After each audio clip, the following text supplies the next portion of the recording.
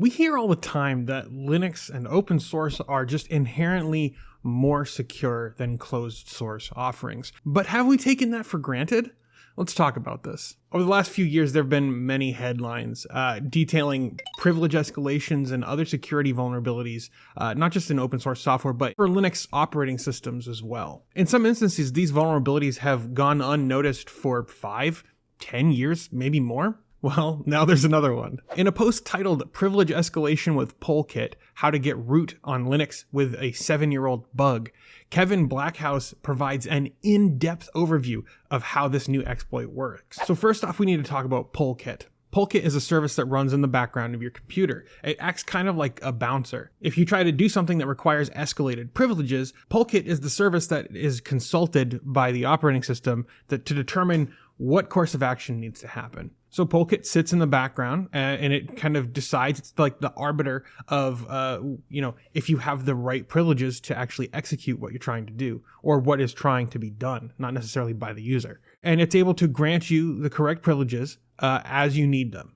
And if you don't have the correct privileges, then either your desktop environment or maybe a new session in your terminal can ask for permission. Cool, but what happens if we start an authentication request and then deliberately kill that request at exactly the right time? Well, that's your ticket to Gravy Town, that's what. If you SSH into your local machine as an unauthenticated user and then do a quick benchmark to see how long it takes to send a dbus send message, then with a bit of shell scripting, you can perfectly time killing the dbus message. And if you leave yourself a little bit of time to actually dial in the actual exact moment you need to kill the process, well, then you've got your recipe for a skip sandwich, my friends. That is a skip the authentication process sandwich.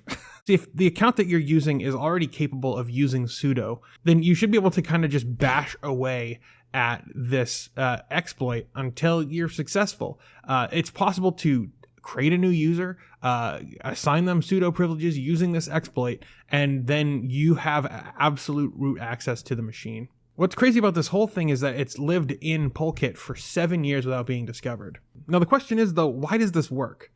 The answer is that it all comes down to order of operations. So dbus send asks account daemon to create a new user. Account daemon receives the dbus message, and the message includes the unique bus name of the sender. Let's assume it's :1.96. This name is attached to the message and cannot be forged.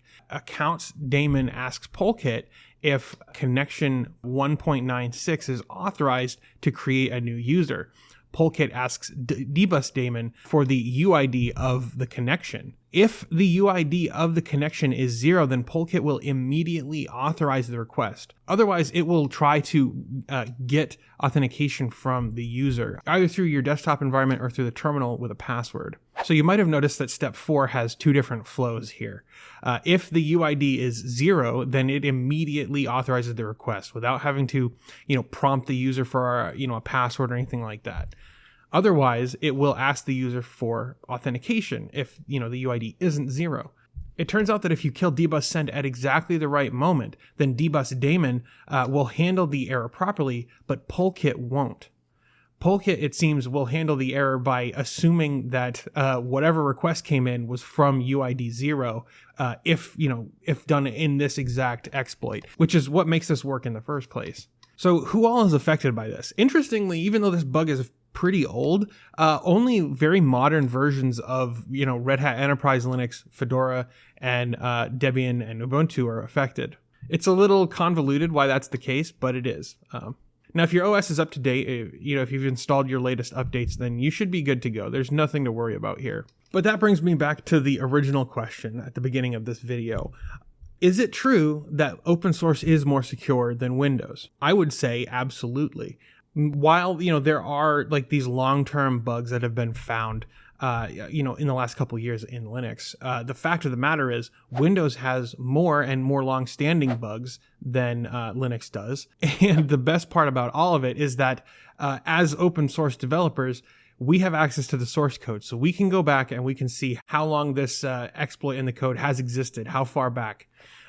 Meanwhile, in the Windows world, if someone discovers a bug, there's no telling, we have absolutely no way of knowing how long the exploit's been out in the wild, how many systems it's been deployed on. There's no way for us to audit that. That's up to Microsoft and their proprietary software. Now, it's important to know that no one is claiming that free software is bug-free. Like, that's not the claim that we're making. The claim that we're making is that because there are many eyes, because Linux and open source development follows a more scientific development model where there's hundreds of thousands of people looking at all of this code, because it's all done out in the open, we can be confident that when these bugs do arise, it'll be fixed completely and correctly, and that most of the time these kind of bugs get responsibly disclosed and they're taken very seriously by the developers. As Glenn Steen, one of my top tier Singularity members, points out over on Patreon, all code has bugs. Open source makes it easier to find them. I couldn't have said it better myself, my dude.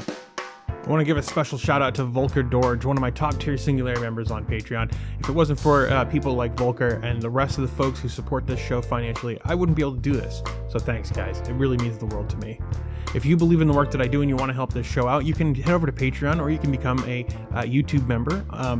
Either way, it's very much appreciated. Thank you so much for watching this video. I hope you have a blessed day, and I'll see you guys in the next one.